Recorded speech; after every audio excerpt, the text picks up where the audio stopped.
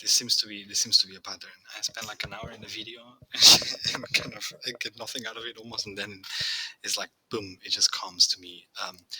Kind of while thinking, I'm just walking sometimes, and I cannot take certain things out of my head, and then so today I was having this part here in my head all the time. I was like, why is that relevant? And then it kind of all clicked together. And I think I might even see if I can adapt that sentence in Wikipedia somehow. I don't know if I should probably log or create an account. I don't know if I have an account. I'll try, because that's what confused me. But the code helped me a lot. Who wrote the code?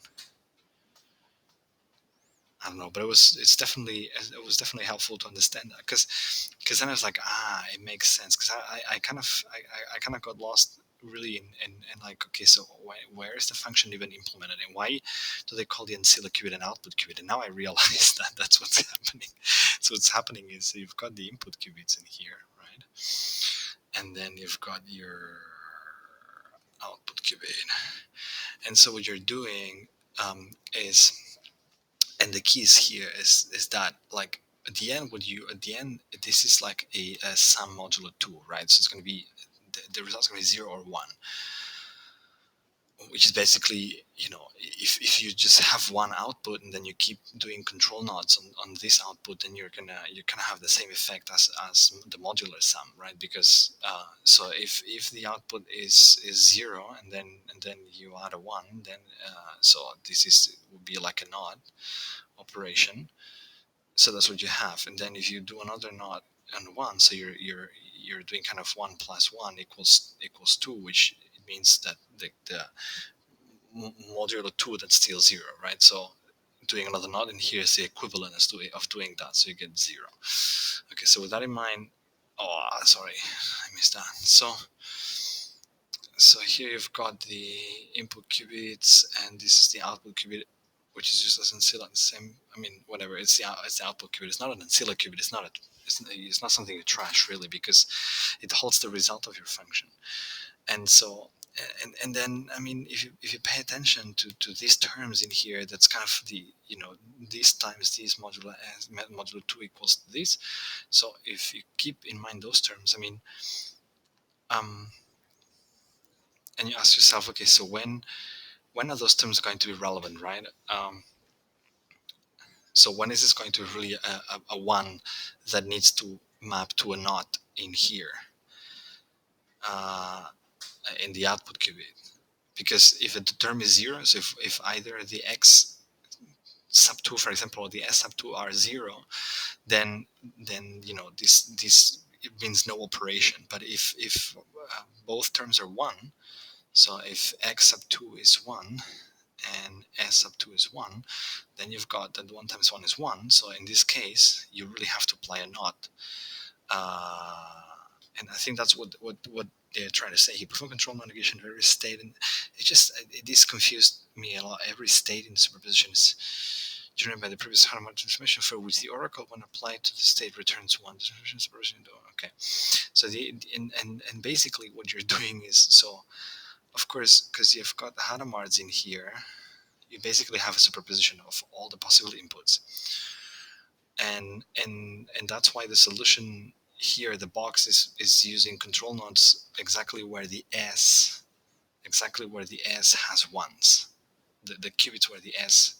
So if in this case we've got S0 is 0 and S1 is 1 and S2 is 0, right? So you're only going to have one control node, and let's say that's Q 0, that's Q1, that's Q2, the qubits, right? So you would only have a control node here. Why? Because that control node represents the fact that so it represents this fact, right? And the other, and so what this means is that for all the input states that will have where Q1 or X1 will be 1, then the control node will actually take place, and that's exactly what you want. That's exactly what you want, because what I said here. So if X sorry, I'm messing up with this, but if x1 is 1 and s1 is 1, then you want that term to count in your solution. It's going to add 1 to your output qubit, so you need to apply a control knot for every 1, right? um, because both terms are 1. So this is why this is implemented this way. So and yeah, I mean, I know that doesn't kind of really help with the fact that uh, that it's difficult to explain,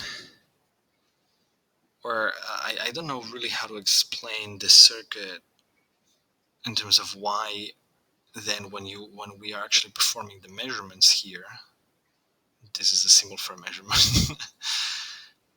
I mean, what you're getting here is S at the end, right? So and the reason being, so the reason here is because of the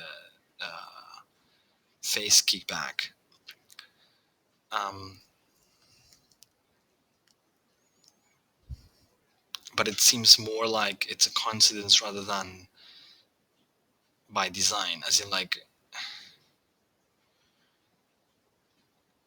because of there's a control knot in here. Um, that's and remember that this is initialized at 1 with 1.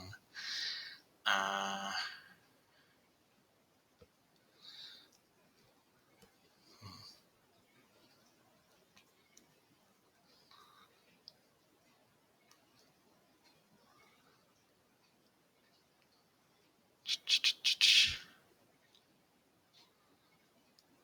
that's the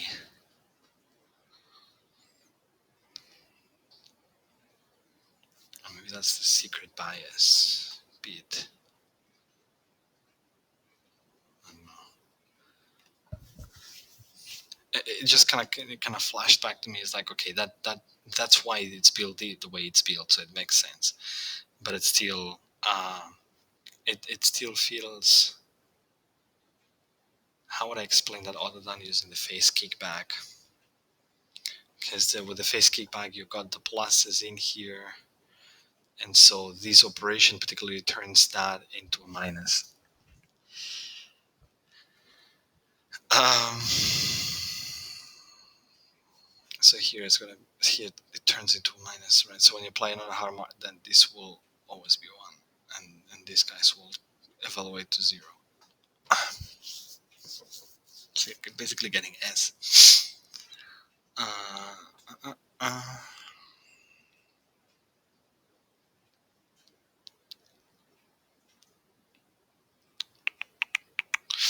Yeah, but in terms of interference, that's what I was not able to explain either yesterday with my other video, which bothers me a bit. But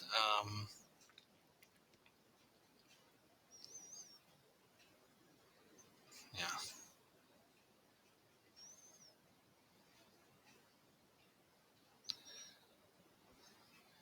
because uh, so whatever. I mean, I think one of the things that blocks me here is sort of the relationship between the phase kickback and actual creative and destructive interference. And probably I'm gonna try to do a bit of a maybe research if there's any paper out there that talks a little bit about phase kickback and actual interference, like creative and destructive interference.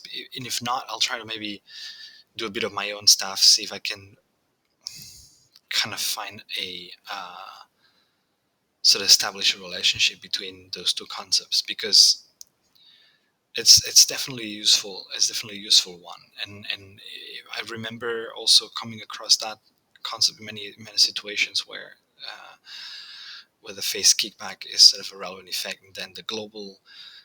Um, Also, Craig once mentioned that the operations, the all most of a lot of quantum operations actually come with a global phase shift, which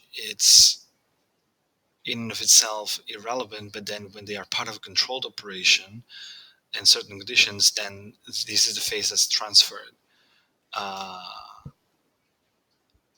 while like via phase kickback, and maybe there's a sort of a neat way to relate the two, and maybe that it helps me explain that later on.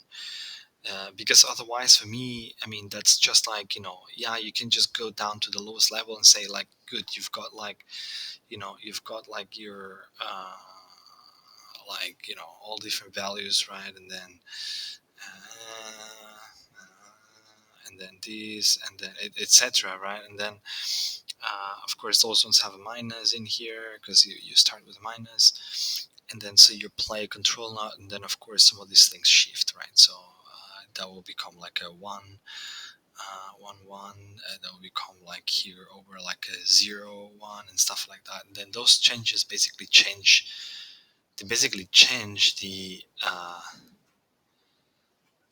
they change the interference. They change the relative phase of the whole system, right? I'm not sure if I'm using the right words, but basically, when you then apply Hadamard again here for all of the qubits, um, yeah, you basically don't go back to your initial zero state because you've messed up with the relative phases, right? And it seems like you neatly come exactly to a state where which kind of maps to where you apply the control nodes. But I'm like, it feels too much of a coincidence, That's kind of what bothers me. It feels that just like a byproduct of the whole thing, and that it's not, designed like this on purpose. But I mean, so phase kickback, a bit of more phase kickback research probably will pay off. But the next thing I'll do is I'll take a look at Simon's problem and Simon's algorithm, because that's sort of the next thing that I want to revisit. Probably gonna be stuck again for 1 hour, and then I'm gonna do like another like 5-10 minutes video. So we'll see. Perfect. Cool. Thanks for sticking with me, and that's fun, man. That's fun. It's good stuff.